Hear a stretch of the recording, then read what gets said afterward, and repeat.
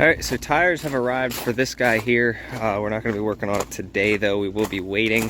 Tired of censoring out these damn plates on these freaking trucks, but get this one fired up. We have all the parts to get it going. Like I said, this thing's going to get a nice bath before we give it back to the customer. So, get that grid heater going. It's pretty cold. This thing's gonna, let's put the mirrors out. Had to move my truck because I was never getting out of there. So, there we go.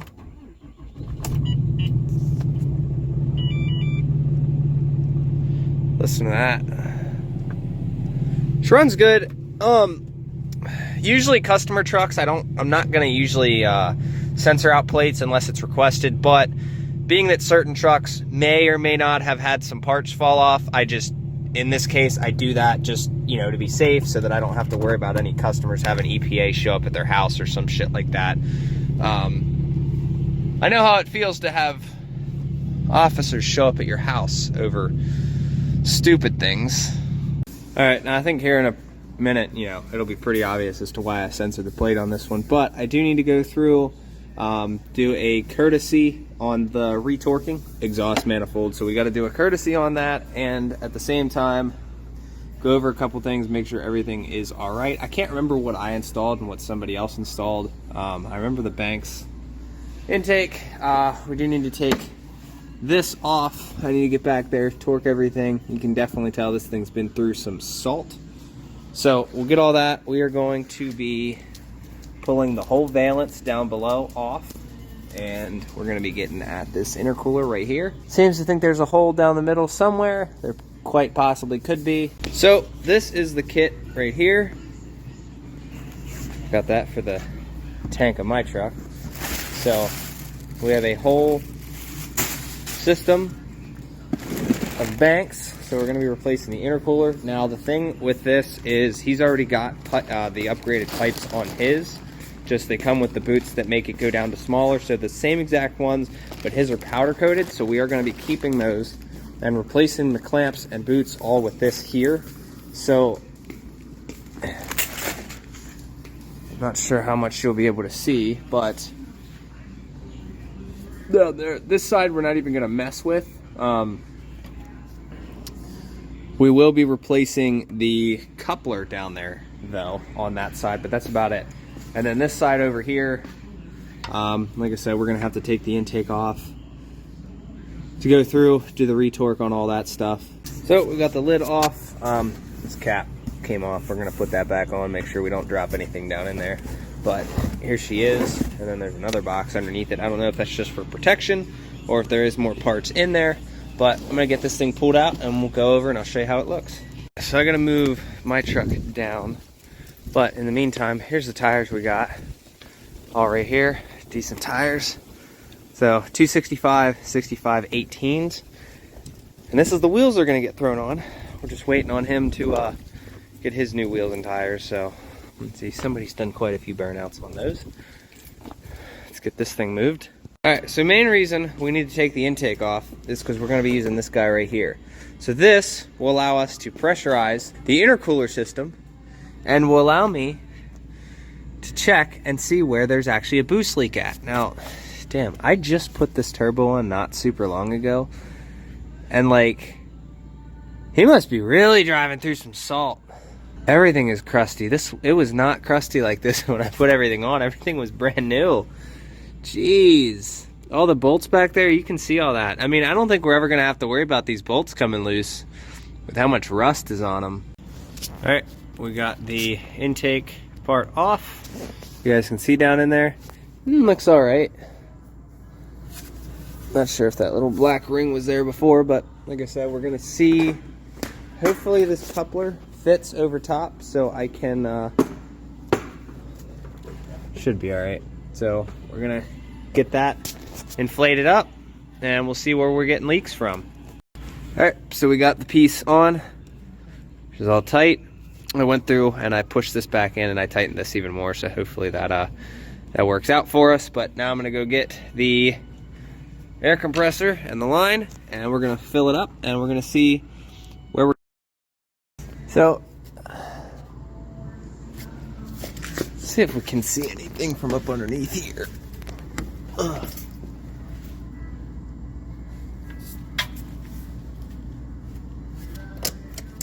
Well, I think I found the problem.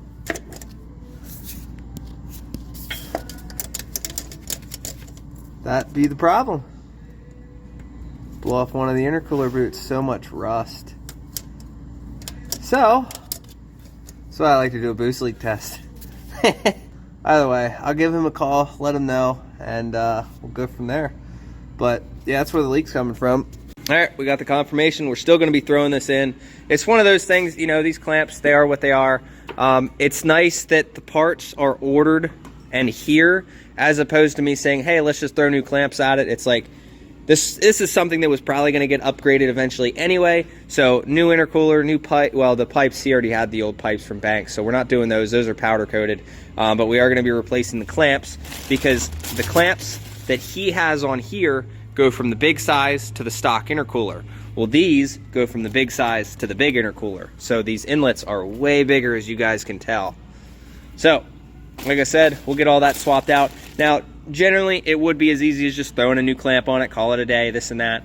But, like I said, the parts were already ordered. These aren't cheap. Like, if you look at Banks's kit with the piping and whatnot, I mean, it's $1,900 kit.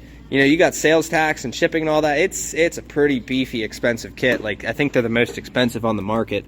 On the factory intercooler down here, you can see how it bolts in. So you actually have to cut this an inch according to their instructions.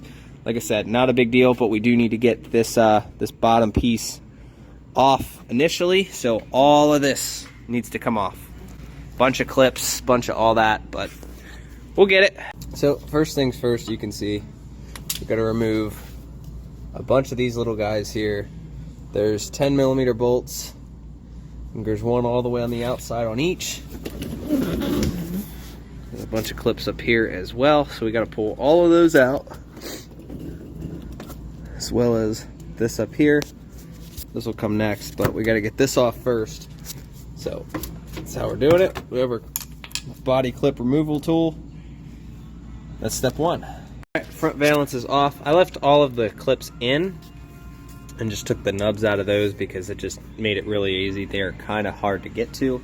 So we're going to be moving to second step now. We need to take this guy off right here. I'm pretty sure that's second step. I don't know. Banks gives you nice instructions, actually. They did a really good job on this one. So remove the intake shroud, lower 10. So it's two 10mm bolts, and so makes it super easy. I understand guys will say, throw the instructions away. Most of the times we do, but something like this, it's a newer truck. I've not done all too many of these, so it is nice to have this option, and then once you've done enough, you can go through and do it. It's just one of those, anything to do with body clips and stuff like that, I generally try to do the instructions because I do not a body guy, and I hate anything to do with these, but we're going to take our time, make sure this is done right. So, unfortunately, this intercooler is like shoved to the side here a little bit. You can see where that bolt's at and how easy that one was to access. So that one was definitely a pain, but we got it. So the next step is to take off the boost clamps, which you can see right there. No clamp on that boost tube there. So we got to do the other side as well. That will be step 3. All right, so that was kind of a pain. You guys will see there's 2 bolts right here. You can get to this one from the front. So I need to pull the boots off. I'll show you guys the differences and whatnot. You can see how the inside's silver and the outside is powdered black. So, somebody dropped the 10 mil in there at one point. Throwing away all the clamps. These are not going to be used. Let's start swapping parts over. We'll, like I said, we'll keep going from the directions and whatnot. But, obviously, these are not going to work. I'll show you guys the size differences here in a minute. Alright. Here's the clamps. So you'll see one side's bigger, one side's not. So they're not the same. Looks like the longer one goes on this side. Here's all the new stuff. We're going to start pulling some of this stuff apart. Self-explanatory at this point. We got everything off of the old intercooler and we're swapping everything onto the new. So there's one bolt up here. All this goes on underneath here. So now I just need to put the freshly trimmed shroud on the other side, and then this thing will be ready to go in. Jake, stop yelling at me. So we'll make sure nothing fell in there, since you can see in there. Jake! I think he's got to go potty. To let Jake out, do his thing. Alright, so we got the intercooler up in, using a block of wood underneath. Now, the thing is, this truck has these brackets here, right? And this is why I fought so hard to get this thing out, and I didn't realize it. I didn't know that these weren't factory. I really don't know what they are. Maybe a plow, I have no idea. So, if I were to pull those out, there's a rod on the inside. I'd have lost both of them on both sides, so I basically had to take the bracket off of both sides, pop it up in, sneak the bracket. It's been a pain in the ass. So it adds about an hour of installation. Just unfortunate that, you know, it took that extra time. So I'm going to go ahead, get up in here, and try to get the bolts in where they belong. So we're going to try to do that. And then we need to line up these boots and make sure that they're the right ones. This side's fine. I'm a little worried about this side, but you can see just how short it is, so I'm hoping that that's not the case, but we'll see. Alright, so we got good news and bad news. So you guys saw the clamp, or the tubes that come off of these. So if you're looking at that, they give one equivalent on this side, right? You know, but it's this size, not to this size, so it's, you know, the same thing. Well, on the other side, if you guys look in the instructions, you see that clamp there? So that's from the turbo. And they give you this type of clamp, or boot, sorry. And on this side, they give you a smaller one. Well, unfortunately, with the pipes he already has, which I've already verified, I've looked, and they look pretty much the same. The only issue is it doesn't reach. So that's a dilemma right there. So I'm gonna pull this whole boot out, or I'm gonna pull this whole pipe out, and do some comparisons and see if they're the same. The plan was to use the old pipes because they're powder coated, but we'll see. Let's pull it out and see what we find. All right, so that makes a lot more sense. So you can see the ends are exactly the same. That's not the issue. The issue is the new pipe's longer. So we are not going to be able to reuse. Also, the bend is different as well. Look at the bend. This is a tighter radius, and then this is also a tighter. So I give them a call and let them know the bad news. All right, so as per request, we are going to use this one. You guys, like I said, you guys can see the difference there. So it makes sense. I understand it. So we're going to swap. We are going to use the new boots. I'm going to replace every one of them except for the one on the turbo side, because we've already, I've already done some work to that one and replaced that one before. And you guys can see down there, that's still a BV clamp. So I am going to send him with the new one, just in case we ever have an issue. This is the clamp here that they give you. I'm not a big fan of that, but this is the clamp that Banks gives you for the pipe to the turbo. So like I said, he'll have a spare if needed down in the future. Set these aside. I'll set these on the passenger seat.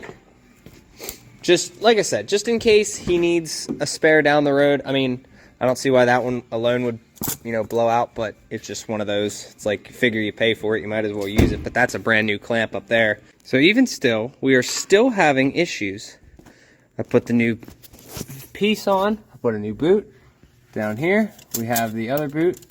And it's off by a little bit. So I'm going to do what I can. Try to slide this boot down a little bit, see if I can't get it to go, and then we just got to do the same thing on the other side, test it all, and then put the intake back on, and we are good to drive this thing. So it's 5:30 now. We started probably around, I'd say, 1 o'clock.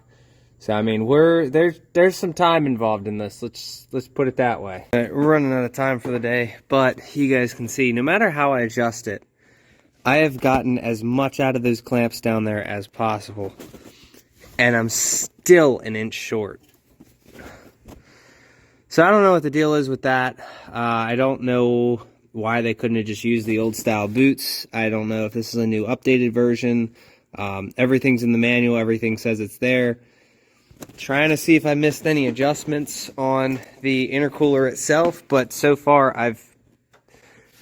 I don't know. I'm gonna, actually no, I was gonna say, that's as flush as you can get it, so it's like, that's supposed to be your decider right there, and yeah, I don't know. I might check and see if I missed any adjustments, but we're not missing much.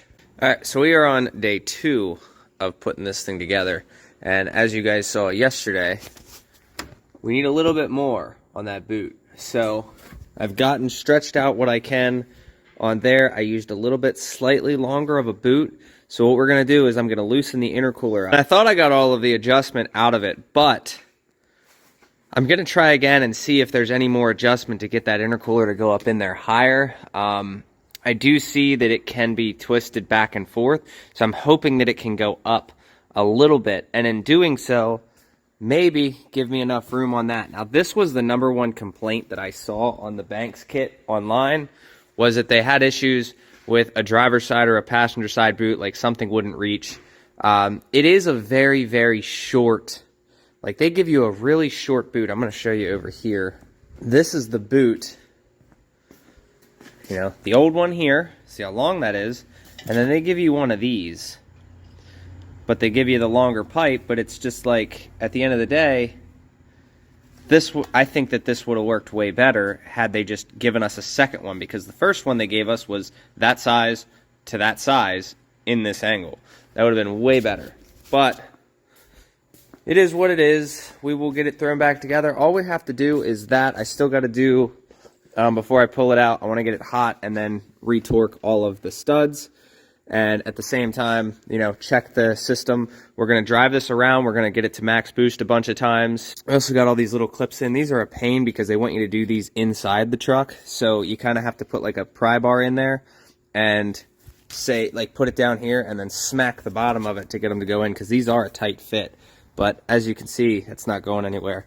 And with these brackets here, he said I could have taken them off, but I just chose not to, because unfortunately if you take them off, that's for a plow package, you take them off, and then the little thing that's on the inside, the little spacer to keep the frame from smashing together, that would have that would have fallen inside the frame and then be a pain to get them back in. So